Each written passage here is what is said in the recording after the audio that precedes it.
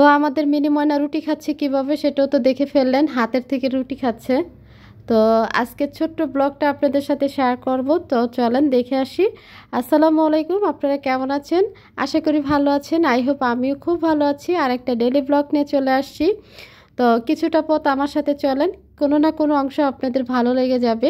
এই তো দেখেন, আমি কিন্তু ছোপার কাপড়গুলো ধুয়ে লাগিয়ে নিয়েছিলাম, কারণ ঈদের আগে আগে ধুয়ে ফেলেছি। কারণ ওয়াশিং মেশিনে দিলে কিছুক্ষণ মানে 2-1 ঘন্টা রোদে রাখলে শুকিয়ে যায়। আর আপুরা জিজ্ঞাসা করেছিল যে আপু তোমার এই সোফার কাভারটা কত নিয়েছিল।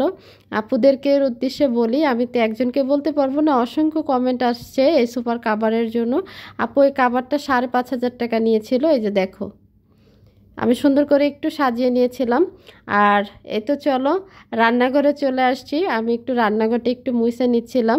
আমি কিন্তু কিছুদিন আগে বলেছিলাম যে আমার চুলার দিয়ে কালি আসে, আর চুলাটা চেঞ্জ করব, কিন্তু চুলাটা একদম ভালো, আমি কিন্তু বুঝতে পারি নাই। শুধু এই যে ফোল্ডারটা একটু চেঞ্জ করে নিয়েছিলাম মিস্ত্রি দিয়ে, 2টা ফোল্ডার ঠিক করিয়ে নিয়েছিলাম 400 টাকা দিয়ে। এখন মাশাল্লাহ কোনো কালি উঠে না, কোনো শব্দ করে না, কিচ্ছু না। তো যাই হোক, চুলাটা পরিষ্কার করে নিয়েছি, খুবই ভালো লাগতেছে, আমার অনেকগুলো টাকা বেঁচে গেছে। আর এই তো ভাইদের ঘরে চলে আসছি। যেতে শীত নাই, শীত চলে গেছে। আজকে কিছুদিন ধরে বলতেছিলাম যে কম্বলগুলো উঠিয়ে রাখবো, তো আজকে কম্বলগুলো ভাঁজ করে নিচ্ছি, কিছুক্ষণ পরে আমি উঠিয়ে রাখবো।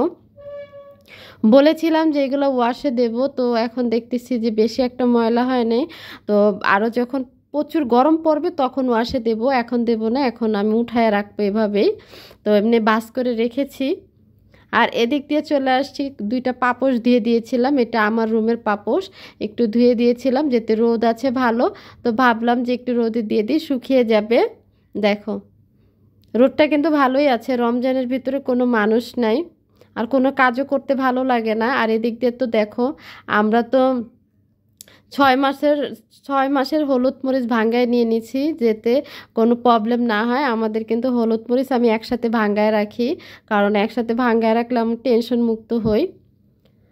এই যে, আর এখানে কিন্তু ডিব্বাগুলো রেখে দিয়েছি। আর আমার কিন্তু রান্নাঘরটা একদম ছোট, সেটা তোমাদেরকে বলেছিলাম, 2টা র্যাক ফালাইছি, তারপরে কিন্তু ওরকমটা জায়গা হয় না। তো তোমরা দোয়া করো আমি যাতে এর থেকে বড় ফ্ল্যাটে থাকতে পারি। আমার ইনশাল্লাহ চিন্তা ভাবনা আছে আগামী বছরে 4 রুমের মানে ফ্ল্যাটে উঠবো, এটা আমার চিন্তা ভাবনা আছে। এই যে দেখো, আমি চাউলের ড্রামটা কোথায় রেখেছি দেখো। ঠিক আছে, তোমরা যদি আমার পাশে থাকো, ভালোবাসো, অবশ্যই তোমাদেরকে দেখাবো। আর এই যে, ওই যে আমার কালো কালো কড়াইয়ের অভাব নাই, দেখেছো অনেকগুলা কড়াই। মানে কি বলবো, এগুলো ফেলতেও কষ্ট লাগে, তো আমি ফেলে দেব কিছুদিনের ভিতরে।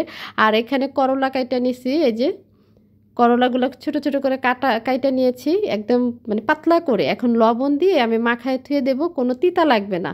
লবণ দিয়ে যদি আমরা একটু ভালো করে কষলায় ধুয়ে নিই তাহলে তিতা লাগে না। আমাকে যদি বলো যে 30 দিন করলা খেতে হবে, আমি পারবো।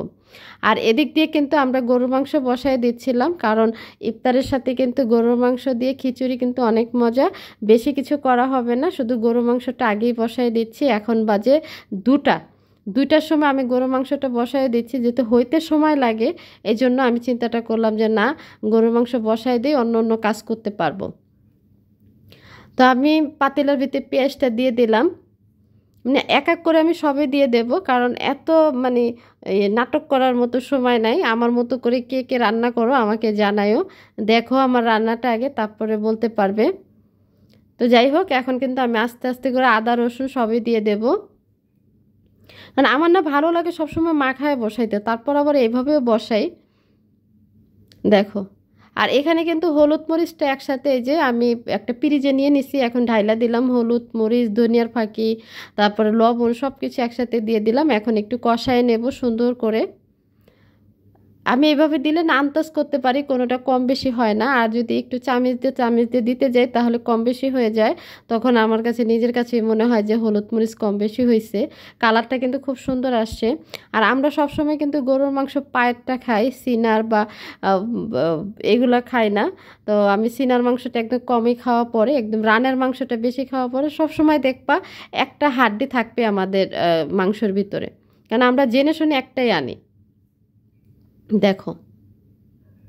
তো তো একটু ভালো করে কষায় নেব। আমি চিন্তা করলাম যে ভুনা খিচুড়ি যেতে করব, তাহলে একটু গরুর মাংস হলে ভালো হয়। আর রমজানের ভিতরে তো তোমরা জানোই। আর এই যে দেখো খুব সুন্দর করে কষায় নিচ্ছি। একটা স্মেল যে আসছে, খুব একটা স্মেল আসছে। স্মেল আসার জন্য কিন্তু কাজু বাদাম পেস্তা বাদাম অবশ্যই দিতে হবে। আমি কাজু বাদাম পেস্তা বাদামটা দিয়ে নিছি। তো এখান থেকে একটু কষায় তারপরে আমি অন্য কাজ করে আসি।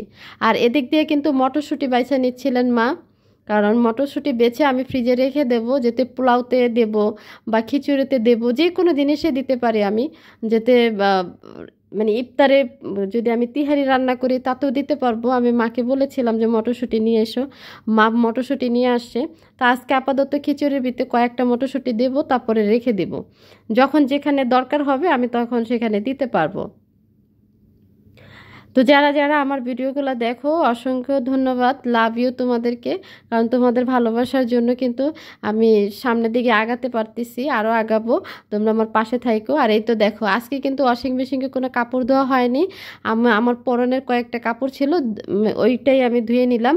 আর এদিক দিয়ে কি করেছি দেখো, কাপড়গুলো রোদ দিছি। আর এই যে ঝুড়ি, মানে একদম জায়গা নাই কিন্তু বড় ঝুড়ি আনাইছিলাম, যেতে পেঁয়াজ আলু ঠালু রাখবো। এখন মা বলতেছি কি যে এগুলো বারান্দাতে রাখো, কারণ এত জায়গা হচ্ছে না, তাহলে বারান্দাতে রাখো। ধুয়ে আমি রোদে শুকায় নিচ্ছিলাম, যেটা স্টোরে রেখে দেব। স্টোর আছে আমাদের বাসায়, স্টোরে রেখে দেব, এজন্য ধুয়ে শুকানোর জন্য দিয়েছি। আর এদিক দিয়ে তো ফ্রিজের উপরের যে ফুলটাও শুকাইয়া নিয়ে আসছি, কারণ ধুয়ে দিছিলাম। কারণ অনেক ময়লা হয়েছিল, আমি আস্তে আস্তে করে ঘর পরিষ্কার করতেছিলাম ঈদের আগেই। তো আরও কিন্তু অনেক কিছু বাকি রয়েছে, সেটা তোমাদের সাথে শেয়ার করব।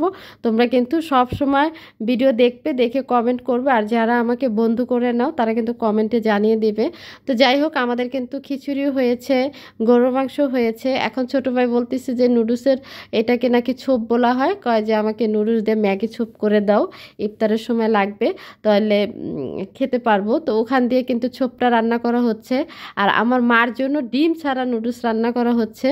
দেখো ডিম ছাড়া, কারণ আমার আম্মু কিন্তু ডিম খায় না, শুধু ডিম ছাড়া রান্না করা হচ্ছে। এই ছিল আজকের ভিডিও। তোমরা যে যেখান থেকে আমার ভিডিওটা দেখতেছো ভালো থেকো, সুস্থ থেকো। আবার আগামীকালকে চলে আসবো নতুন ভিডিও নিয়ে। তো ভালো থাকো, আল্লাহ হাফেজ।